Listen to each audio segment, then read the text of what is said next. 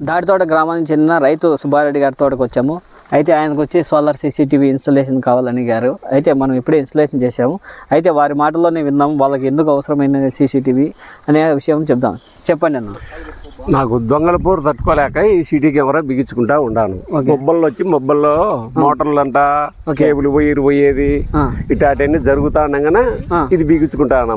ఇంత ముందు జరిగినాయి కాబట్టి నేను ఇప్పుడు హుషారు పడతాను. మొబ్బల్లో రాలేక ఇది కెమెరా ఎందుకు కావాల్సి వచ్చింది? మెయిన్ ఏ దానికంటే బోర్ మోటార్ల కాడికి లేకపోతే చిన్న చెట్లు ఎవరైనా కాయలు బిగుతారని బోరు మోటార్ కాడికి బంతి కేబుల్ ఇట్లాంటివి జరుగుతున్నాయి.